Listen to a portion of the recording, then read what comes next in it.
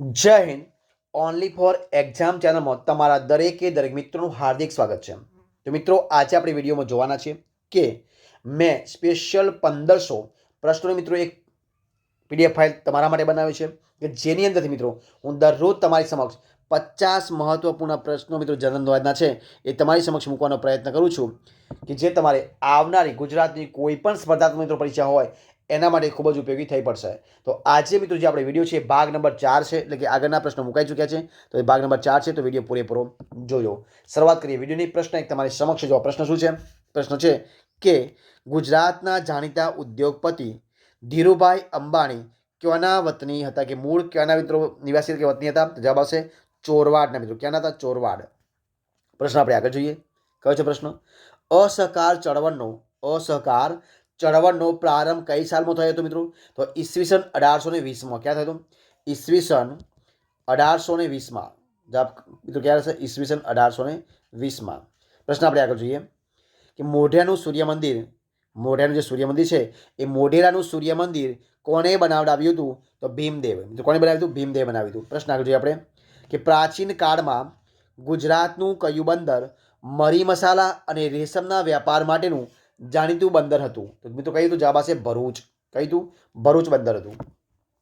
પ્રશ્ન આપણે આગળ જોઈએ કે ગુજરાત રાજ્યની સ્થાપના પછી કયું શહેર પાટનગર બન્યું હતું? તો અમદાવાદ. કયું બિંદુ બન્યું હતું? અમદાવાદ બન્યું હતું.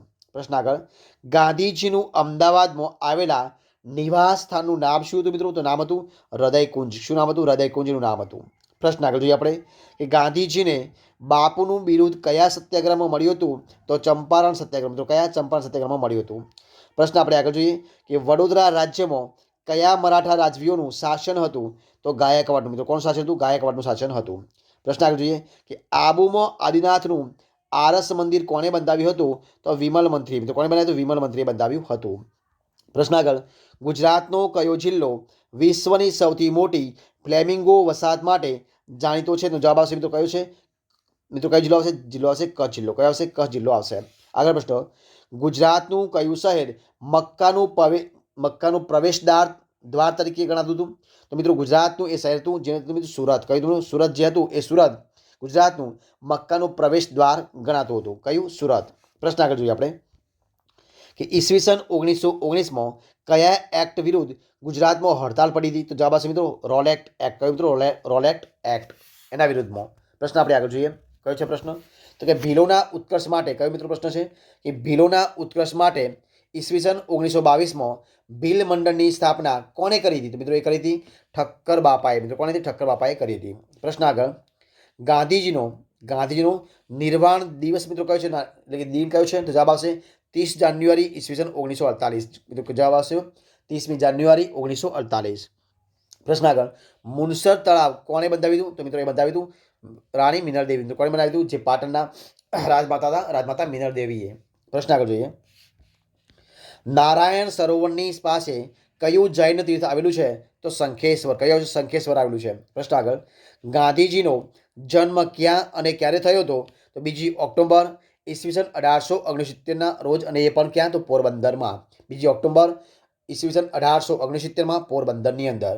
પ્રશ્ન આગળ હેમચંદ્રાચાર્યનું જન્મસ્થળ કયું છે? તો જવાબ આવશે ધંધુકા. કયું છે? ધંધુકા. પ્રશ્ન આગળ ગુજરાતના ઇતિહાસમાં કયા કાળને સુવર્ણકાળ તરીકે ઓળખવામાં આવે છે? તો સોલંકી યુગ. મિત્રો કયા આવશે? સોલંકી યુગને. પ્રશ્ન આપણે આગળ જોઈએ કે હેમચંદ્રાચાર્યનું સાંસારિક નામ શું હતું? તો ચાંગદેવ. તો શું આવશે? ચાંગદેવ હતું. પ્રશ્ન આગળ જોઈએ આપણે તો કે અમદાવાદમાં પતંગ મ્યુઝિયમ ક્યાં આવેલું છે? તો ટાગોર હોલ પાલડી. તો શું આવશે? ટાગોર હોલ પાલડી. પ્રશ્ન આપણે આગળ જોઈએ કે કવિ અખો અમદાવાદમાં ક્યાં રહેતા હતા? તો દેસાઈની પોળ ખાડિયા. મિત્રો ક્યાં રહેતા હતા? દેસાઈની પોળ ખાડિયાની અંદર, ખાડિયા વિસ્તારમાં. પ્રશ્ન આગળ હાલનું જે વડનગર છે એ હાલનું વડનગર પ્રાચીન કાળમાં કયા નામે મિત્રો ઓળખાતું હતું? તો જવાબ આવશે આનર્તપુર. શું આવશે? આનર્તપુર. પ્રશ્ન આગળ શિયાળામાં અમદાવાદ જિલ્લાના કયા સ્થળે 200થી વધારે જાતિના વિદેશી પક્ષીઓ સૌના આકર્ષણનું કેન્દ્ર બને છે? તો નળ સરોવર. શું આવશે? નળ સરોવર. પ્રશ્ન આગળ હેમચંદ્રાચાર્ય રચિત સિદ્ધ હેમ કઈ ભાષામાં રચાયેલું હતું? તો પ્રાકૃત ભાષામાં. મિત્રો કઈ ભાષામાં? પ્રાકૃત ભાષામાં. પ્રશ્ન આગળ સુવિખ્યાત સંત જલારામ બાપાનું સ્થાનક સૌરાષ્ટ્રમાં કયા સ્થળે આવેલું છે? તો વીરપુર. શું આવશે? વીરપુરની અંદર. પ્રશ્ન આગળ કયો મોગલ રાજા ગુજરાતને હિન્દનું આભૂષણ માનતો હતો? તો ઔરંગઝેબ. તો કોણ આવશે? ઔરંગઝેબ. પ્રશ્ન આગળ. સાબરકાંઠા જિલ્લાની મુખ્ય નદી કઈ છે?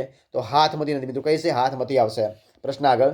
ગુજરાતમાં રેલવેની શરૂઆત મિત્રો ક્યાંથી? તો જવાબ આવશે ઈસવીસન 1855. મિત્રો જવાબ શું આવશે? ગુજરાતમાં શું આવશે? ઈસવીસન 1855. જો મિત્રો ભારતમાં પૂછે તો ઈસવીસન 1853 આવશે. 1853 ગુજરાતમાં મુંબઈ અને થાણા વચ્ચે. મુંબઈ અને થાણા વચ્ચે. પરંતુ ગુજરાતમાં ક્યારે? મિત્રો જવાબ હશે 1855. જે પ્રશ્ન આગળ કે ગુજરાત રાજ્યનો કયો વિસ્તાર ગીર જંગલો, વિવિધ જાતિના વન્યજીવો, આદિવાસી સંસ્કૃતિ તેમજ અદ્ભુત કુદરતી સૌંદર્યને કારણે અન્ય પ્રદેશો કરતાં અલગ તરી આવે છે? જવાબ આવશે ડાંગ જિલ્લો. કયો આવશે? ડાંગ જિલ્લો. પ્રશ્ન આગળ. ગુજરાતમાં સરેરાશ કેટલો વરસાદ પડે છે? મિત્રો 67 સેન્ટીમીટર. જવાબ આવશે કેટલો હશે?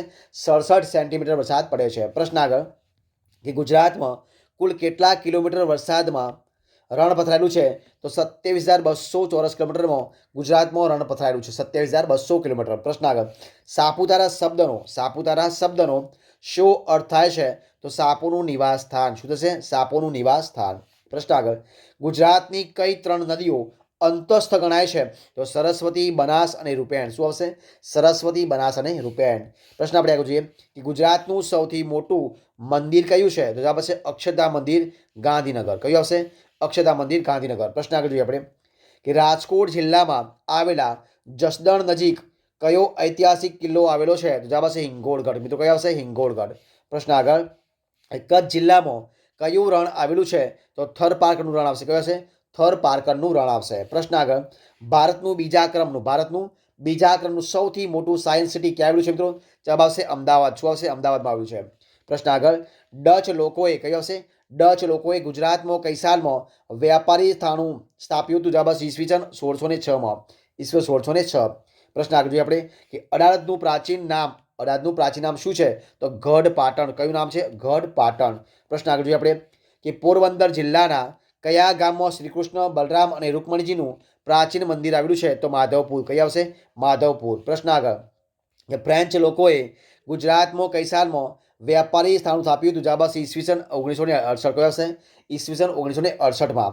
પ્રશ્ન આપણે આગળ જોઈએ કે કચ્છ જિલ્લાના રળિયામણા રણમાં કઈ પૂર્ણિમાની રાત્રે ઉત્સવ ઉજવવામાં આવે છે? તો શરદ પૂર્ણિમા. શું આવશે? શરદ પૂર્ણિમા. પ્રશ્ન આગળ જોઈએ કે તારંગા કયા ધર્મનું જાણીતું તીર્થ સ્થળ છે? જવાબ આવશે જૈન ધર્મનું. કયું આવશે? જૈન ધર્મ. પ્રશ્ન આગળ. કયો હિન્દુ તહેવાર અંગ્રેજી તારીખ મુજબ ઉજવાય છે? તો મિત્રો જવાબ આવશે ઉત્તરાયણ. શું આવશે? ઉત્તરાયણ, જે 14 જાન્યુઆરી. મિત્રો કયો આવશે? 14 જાન્યુઆરીના રોજ ફરજિયાત ઉજવવામાં આવે છે. એટલે જવાબ આવશે અંગ્રેજી તારીખ આવશે 14 જાન્યુઆરી, ઉત્તરાયણ આવશે. પ્રશ્ન આગળ જોઈએ આપણે કે અસુરોના સંહાર માટે વશિષ્ઠ મુનિએ કયા પર્વત પર યજ્ઞ કર્યો હતો? તો અર્બુદક, જે અત્યારે માઉન્ટ આબુ તરીકે ઓળખાય છે. અર્બુદક પર્વત આવશે. કયો આવશે? અર્બુદક પર્વત. પ્રશ્ન આગળ. હડપ્પીય સભ્યતાની સાઇટ ધોળાવીરા કઈ સાલમાં શોધવાઈ હતી? જવાબ આવશે ઈસવીસન 1967માં. ક્યારે? ઈસવીસન 1967ની અંદર. પ્રશ્ન આગળ જોઈએ આપણે. કયો છે પ્રશ્ન? તો કે કાળો ડુંગર. કયો પ્રશ્ન છે? કે કાળો ડુંગર ગુજરાતમાં ક્યાં આવેલો છે? જવાબ આવશે કચ્છ જિલ્લામાં. ક્યાં આવશે? કચ્છ જિલ્લામાં આવેલો છે. પ્રશ્ન આગળ. ગુજરાતના ગૌરવસમા જમશેદજી તાતા અને દાદાભાઈ નવરોજીનું જન્મસ્થળ મિત્રો કયું છે? જવાબ આવશે નવસારી. કયું આવશે? નવસારી. પ્રશ્ન આગળ. અને આ વિડીયો છેલ્લો પ્રશ્ન જોવા. શું આવશે?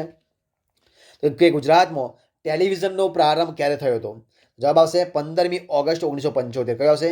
15મી ઓગસ્ટ ઈસવીસન 1975ના રોજ. તો મિત્રો આ પ્રમાણે અહીંયા આપણે 50 વિડીયોનો જે આપણે વિડીયો છે એ સંપૂર્ણપણે અહીંયા પૂરો કરીએ છીએ. જો તમને મારો વિડીયો ગમ્યો હોય, મારા પ્રશ્નો ગમ્યા હોય તો વિડીયોને લાઇક કરો, કોમેન્ટ કરો, તમારા મિત્રોને વિડીયો શેર કરો અને છેલ્લે ચેનલમાં નવા હોય, ચેનલ સબસ્ક્રાઇબ ન કરી હોય તો only for exam channel subscribe કરવા માટે વિનંતી છે. મારા આ વિડીયોને પહેલાથી અંત સુધી જોવા માટે તમારા દરેક મિત્રો હું દિલથી ખૂબ ખૂબ આભાર માનું છું. ફરી મળીશું એક નવા વિડીયો સાથે, નવા ટોપિક સુધી. ત્યાં સુધી બની રહો, ખુશ રહો, આનંદમાં રહો. જય હિન્દ, જય Bharat. All the best. Best of luck.